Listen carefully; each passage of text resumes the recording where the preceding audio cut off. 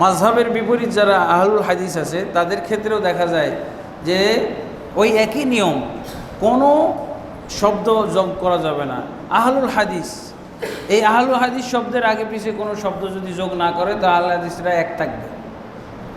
আহলুস সুন্নাহরা যদি আগে পিছে কোনো শব্দ যোগ না করে, যেমন জমিয়ত আহলুস সুন্নাহ, তাহরিক আহলুস সুন্নাহ ওয়াল জামাআহ, এমনিভাবে আহলুল হাদিস, জমিয়ত আহলুল হাদিস, তাহরিক আহলুল হাদিস, আন্দোলন আহলে হাদিস, যুবসংঘ আহলে হাদিস, এগুলো যদি শব্দ সংযোজন না করে তাহলে এই নামেও ঐক্যবদ্ধ থাকবে। বেদাতীদের বিপরীতে এই শব্দগুলো এসেছে। বেদাতি জন্ম নিয়েছে, যেমন আহলুর রায় যখন জন্ম নিয়েছিল তখন আহলুল হাদিস পরিভাষাটা ব্যবহার করা হয়েছে তাদের থেকে নিজেদেরকে ছাঁটাই করার জন্য।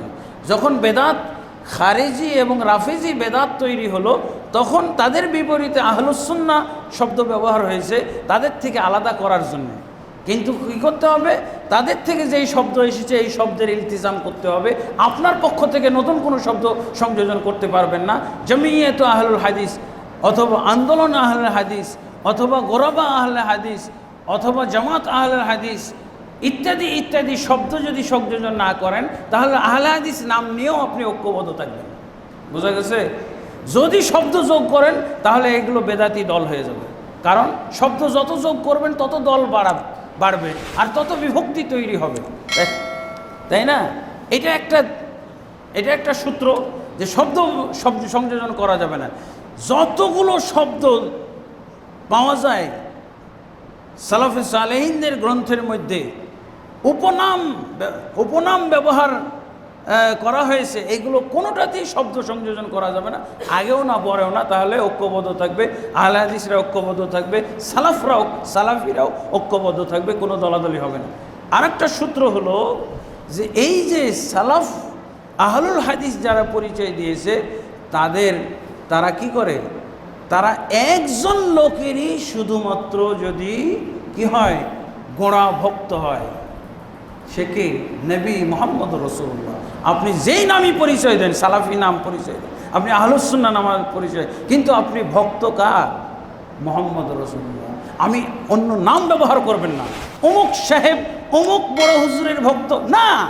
আপনি এই দলগুলো করে ঐক্যবদ্ধ থাকবেন যদি ভক্ত আপনি রাসূলুল্লাহর থাকেন। কিন্তু আপনি অমুক পীর সাহেবের ভক্ত, অমুক বড় হুজুরের ভক্ত, অমুক ডক্টর সাহেবের ভক্ত না।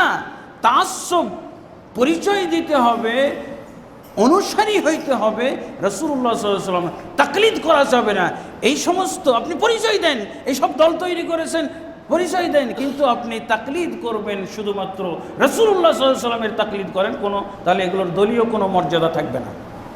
ভাই না, আমি কোনো মৌলভী সাহেবের না, কোনো মুফতি সাহেবের না, আমি শুধুমাত্র রাসূলের তাকলিদ করি। আমি এই ব্যক্তিগুলোর নাম চিনি না, ব্যক্তির নাম মুখস্থ করতে চাই না, কোনো মুফতি কোনো ডক্টর মুহাদ্দিসের নাম আমি মুখস্থ করতে চাই না। আমি একমাত্র রাসূলুল্লাহ সাল্লাল্লাহু আলাইহি ওয়াসাল্লামের দলিল মুখস্থ করব। তাহলে এই সমস্ত দেখেন, সালাফিরা কখনোই রাসূল ব্যতীত আর কারো তারা গোড়া অনুসরণ করতেন না। রাসূল সাল্লাল্লাহু আলাইহি ওয়াসাল্লাম ছাড়া আর কাউকে তারা মানতেন না, কোনো ইমাম না, কোনো মুজতাহিদ না। এমনকি 4 জন ইমাম একই কথা বলে গেছেন যে তোমরা আমার তাকলিদ করো না, অমুকের তাকলিদ করো না, অমুকের তাকলিদ করো না, কোরআন এবং হাদিস অনুসরণ করো। হ্যাঁ, তাই এই সমস্ত নামের তো যাই হোক। আরেকটা বিষয় ছিল যে একটা হলো ফিরকা।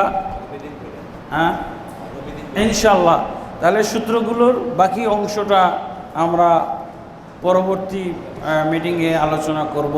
আজকের মতো যেহেতু সময় শেষ হয়ে আসছে, সামনে প্রশ্নোত্তর পর্ব আছে, আজকের মতো এখানেই আমরা আলোচনার সমাপ্তি টানতেছি।